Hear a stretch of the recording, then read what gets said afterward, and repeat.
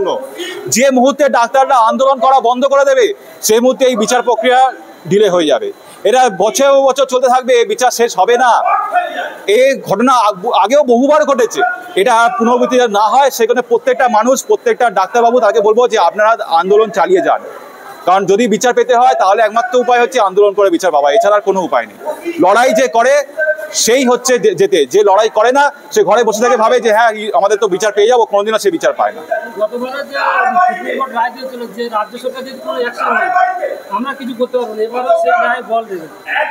Supreme court বরাবরই আগেও এই কথা বলেছে, এখনো বলছে যে যদি এরা ধর্ণা অবস্থান না তোলে তাহলে রাজ্য সরকারকে সেই পাওয়ার দিয়েছে তারা যেন তাকে সতেরো তাদের বিরুদ্ধে এটা করে অ্যাকশন নিতে পারে।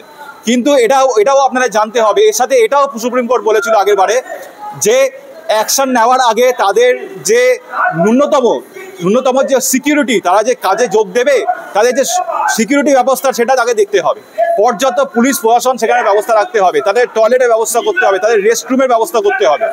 যদি ন্যূনতম যদি সিকিউরিটি ব্যবস্থা না করতে পারে রাজ্য সরকার, তাহলে আমি বলবো আজকে সুপ্রিম কোর্টে এই ডাক্তারদের যে এই মামলাটা, যেটা বর্তমানে এখন নতুন একজন আইনজীবী ডাক্তারদের হয়ে আজকে সওয়াল করছেন, তিনি হচ্ছেন ইন্দিরা জয় সিং। এই মামলায় সুপ্রিম কোর্টে সিবিআইরা একটা স্ট্যাটাস রিপোর্ট জমা করেছে।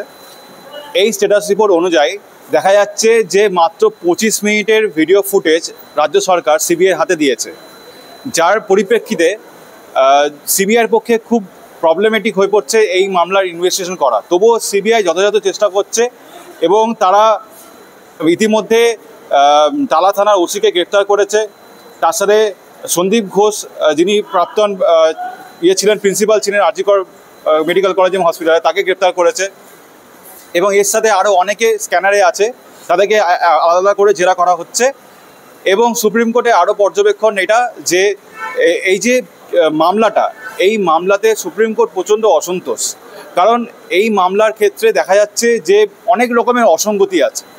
এবং এই অসঙ্গতি থাকাকালীন মামলার যে একটা ডিলেমা, যেটা সবাই বিচারপ্রার্থীরা তারা প্রত্যেকে বলছে যে কেন এত ডিলে হচ্ছে বিচার করতে গিয়ে, সেই বিচারপতি সেই জিনিসটাই আবার তুলে ধরেছেন যে এই ধরনের যে বিভিন্ন রকম প্রবলেমেটিক শুরু হয়েছে, যে ডিলেমা যেগুলো, সেই কারণে সুস্পষ্ট বিচার প্রক্রিয়া চালানোটাও একটা সমস্যাকর হয়ে দাঁড়াচ্ছে। আরেকটা কথা বলি, যেটা হচ্ছে যে সুপ্রিম কোর্টে আজকে দু তরফে সওয়াল জবাব হয় এবং তাতে দেখা যাচ্ছে যে এই যে নির্যাতিতার বাবার যে কথাগুলো, যে তার যে এই এই যে পুলিশের যে একটা একদম কোনো নিম্নমান সক্রিয়তা, যেটা কোনোভাবেই বিচার্য ব্যবস্থা নয়, তারা যে এই মৃত্যুর পর 14 ঘন্টা পর গিয়ে একটা এফআইআর দায়ের করছে এবং সেই সবের কারণে যে কোনো কারণে একটা যে ইতিগত যে ব্যবস্থা, যেটা হসপিটাল কর্তৃপক্ষের পক্ষে নেওয়া উচিত ছিল, সেটা তারা নেওয়া যায়নি। এই ধরনের বিভিন্ন রকমের কারণ এবং নির্যাতিতা বাবার যে বয়ান, সেগুলোকেও কোর্ট বিচার্য ব্যবস্থার মধ্যে এনেছে এবং দ্রুততরভাবে যাতে এই যে ইনভেস্টিগেশন প্রক্রিয়াটা শেষ করা যায় এবং যে অভয়া যার মৃত্যু হয়েছে, প্রত্যন্ত দুঃখজনক মৃত্যু, এবং সেই মৃত্যুর এবং সেই যে ধর্ষণ করে মৃত্যুর যে একটা সুবিচার, যেন আপামর জনবাসী সেদিকে তাকিয়ে আছে, যেন সর্বোচ্চ আদালত খুব তাড়াতাড়ি এই বিচার ব্যবস্থাটা শেষ করে দোষীদের যেন শাস্তি দেয়। সিবিআই আজকে একটা চঞ্চলিতর একটা করেছেন, তারা বলছেন যে মৃত্যুর যে জিন্স ব্যবহার হতো সেটা ময়নাতদন্তে যায়নি। এখানে আবার বলি যে যেটা সুপ্রিম কোর্টের পর্যবেক্ষণ, যে রাজ্য সরকার অনেক কিছু লুকানোর চেষ্টা করেছে, তারা সঠিকভাবে ময়নাতদন্ত করেনি। সন্ধ্যে 6টার পর এই ধরনের কেসে কোনোদিনই ময়নাতদন্ত হয় না। তারা কি করে করলো? ময়নাতদন্তে যে ফরেন্সিক দল ছিল, সেখানে 2জন সিভিক ভলেন্টিয়ার, একজন স্টুডেন্ট, তারা কি করে যে ময়নাতদন্তে অংশগ্রহণ করলো, সেটা একটা বিচার্য ব্যবস্থা। তারপর হচ্ছে যে রাজ্য সরকার এই যে সিসিটিভি ফুটেজ যে সংরক্ষণ, সেটাও ঠিক মতন করেনি। আজকে আপনারা ভালো করে দেখবেন যে এই যে সঞ্জয় বলে যাকে প্রথমেই অ্যারেস্ট করা হয়েছিল, তাকে অ্যারেস্ট করার পর সে যে একমাত্র কালপিট নয় সেটা পুলিশ জানা সত্ত্বেও তারপরে সেই ইনভেস্টিগেশনকে সেটা আর এগিয়ে নিয়ে যায়নি। তাকে দেখা যাচ্ছে যে সেমিনার হবে, সে ঢুকছে এবং সেখান থেকে বেরোচ্ছে, সেইটুকুনি অংশ সিসিটিভি ফুটেজে আছে, তারপরে অংশটা সিসিটিভি ফুটেজে নেই। আপনাদের একটা তথ্য দিয়ে রাখি, আপনারা দেখবেন যে সেমিনার হলের পেছনে কিন্তু একটা ঘর আছে, সেখান থেকেও বেরোনো ঢোকার রাস্তা আছে, সেটা কিন্তু রাজ্য সরকার এবং তথা পুলিশ প্রশাসন তারা জানতেন, কিন্তু সেই জায়গাটা পর্যন্ত তারা পৌঁছায়নি। সেখানেও যে কিছু তথ্য থাকতে পারে, এই ধর্ষণ খুনের কিছু মানে প্রাইমারি কিছু ওখানে এভিডেন্স যদি পাওয়া যেতে পারে, সেটা কিন্তু তারা কখনো সংরক্ষণ করার চেষ্টা করেনি। সুতরাং এতে প্রমাণিত হচ্ছে যে রাজ্য সরকার, রাজ্য পুলিশ পুরো রকম চেষ্টা করেছে এই তন্ত্রটাকে যেন প্রকারানো যেন কোনোভাবে এটা সঠিক তন্ত্র না হয়, এবং যারা আসল কালপিট ধরা না পড়ে তাদেরকে যেন প্রকারানে তাদেরকে বাঁচাতে হবে, সেই কাজটাই আমাদের পুলিশ প্রশাসন করেছে। সিসিটিভি ফুটেজ রাজ্য সরকারের আইনজীবী এসে বলছে যে 8 ঘন্টা সিসিটিভি ফুটেজ দেওয়া যায়, কিন্তু সিবিআই বলছে যে না 27 মিনিটের সিসিটিভি ফুটেজ পেয়েছে।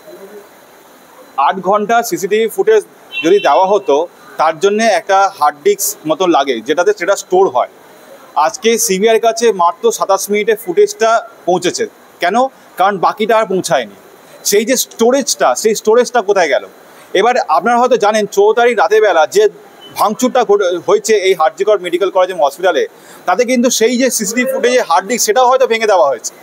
ঠিক আছে, প্রত্যেকটা ডিপার্টমেন্ট, এমার্জেন্সি থেকে শুরু করে আপনার লেবার ওয়ার্ড থেকে শুরু করে টয়লেট থেকে শুরু করে সমস্ত জায়গা ভাঙচুর করা হয়েছে, এবং যার কারণে আজকে আপনারা দেখবেন যে সিবিআইয়ের কাছে যে ফুটেজটা পৌঁছাচ্ছে সেটা খুবই শর্ট, একটা 25 থেকে 27 মিনিটের একটা ফুটেজ, যার ফলে এই যে লম্বা স্প্যানের যে ফুটেজটা সেটা যেহেতু তাদের কাছে পৌঁছাচ্ছে না, যার কারণে সিবিআইয়ের পক্ষে খুব কষ্টকর এবং প্রবলেমেটিক হয়ে যাচ্ছে এই ইনভেস্টিগেশনটা পুরোপুরি কমপ্লিট করা।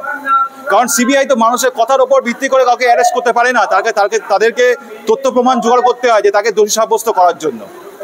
আজকে মানুষ বলছে যে ডিসি নর্থ কালপ্রিট, কেউ বলছে সিপি কালপ্রিট, কেউ বলছে এই কালপ্রিট, কেউ বলছে ও কালপ্রিট। ঠিক আছে, কিন্তু সিবিআই তো এরকম হুট করে মানুষের কথা শুনে তাদেরকে অ্যারেস্ট করতে পারে না। সিবিআইয়ের দরকার যথাযথ প্রমাণ, এই প্রমাণ পেলে তাহলে অবশ্যই মানুষকে যে যারা কালপ্রিট তাদেরকে অ্যারেস্ট করবে এবং তাদের যথাযথ শাস্তির ব্যবস্থা করবে। জুনিয়র ডাক্তারদের বলবো, জুনিয়র ডাক্তাররা এটা পুরোপুরি তাদের ওপর যে তারা কাজে জয়েন করবে কি করবে না। কিন্তু আমি বলবো যে তারা যদি এই ধর্না বন্ধ করে দেয়, ধর্না অবস্থান যদি তারা বন্ধ করে দেয়, তাহলে বলবো এই আমি আগেও যেটা বলেছি আবার বলছি, এই বিচার ব্যবস্থা একটা মানে কখনো শেষ না হওয়া জায়গায় পৌঁছে যাবে। বিচার ব্যবস্থা তখনই শেষ হবে যখন মানুষের স্বতঃস্ফূর্ত আন্দোলন থাকবে। কারণ আপনাদের হয়তো মনে আছে যে হাঁসখালি ঘটনা, সন্দেশখালি ঘটনা, যেখানে মানুষ যখন স্বতঃস্ফূর্ত একটা আন্দোলন করছিল তখন একটা ইনভেস্টিগেশন হচ্ছিল। যে মুহূর্তে স্বতঃস্ফূর্ত আন্দোলন মানুষ বন্ধ করে দিল, সেই মুহূর্তে এটাও মানুষের মাথা থেকে বেরিয়ে গেল, যে যার নিজের কর্মে কাজে ব্যস্ত হয়ে গেল, মানুষ সব ভুলে গেল। আজকে ডাক্তাররা আন্দোলন করছে বলেই এই ডিসি নর্থকে সাসপেন্ড করা হয়েছে, এই কমিশনার পুলিশকে সাসপেন্ড করা হয়েছে, এই ডিএইচও ডিএমএইচও এদেরকে সাসপেন্ড করা হয়েছে আজকে ডাক্তারদের আন্দোলন করার জন্য। যে মুহূর্তে ডাক্তাররা আন্দোলন করা বন্ধ করে দেবে, সেই মুহূর্তে এই বিচার প্রক্রিয়া ডিলে হয়ে যাবে। এটা বছর বছর চলতে থাকবে, এই বিচার শেষ হবে না। এই ঘটনা আগেও বহুবার ঘটেছে, এটা পুনরাবৃত্তি না হয় সেখানে প্রত্যেকটা মানুষ, প্রত্যেকটা ডাক্তারবাবু তাকে বলবো যে আপনারা আন্দোলন চালিয়ে যান। কারণ যদি বিচার পেতে হয় তাহলে একমাত্র উপায় হচ্ছে আন্দোলন করে বিচার পাওয়া, এছাড়া আর কোনো উপায় নেই। লড়াই যে করে সেই হচ্ছে যেতে, যে লড়াই করে না সে ঘরে বসে থেকে ভাবে যে হ্যাঁ আমাদের তো বিচার পেয়ে যাবো, কোনোদিনও সে বিচার পায় না।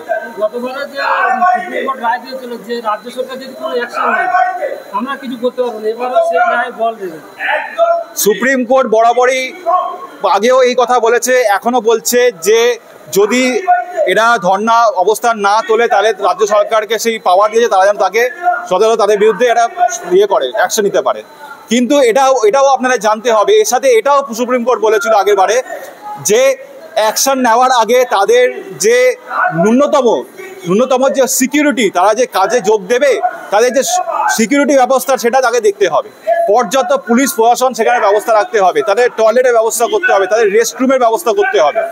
যদি ন্যূনতম যদি সিকিউরিটি ব্যবস্থা না করতে পারে রাজ্য সরকার, তাহলে আমি বলবো এই রাজ্য সরকারের কোনো এখতিয়ার নেই ডাক্তারবাবুদের উপরে কোনোভাবে শারীরিক বা মানসিক বা কোনো রকম তাদের বিরুদ্ধে কোনো লিগাল স্টেপ নেওয়ার।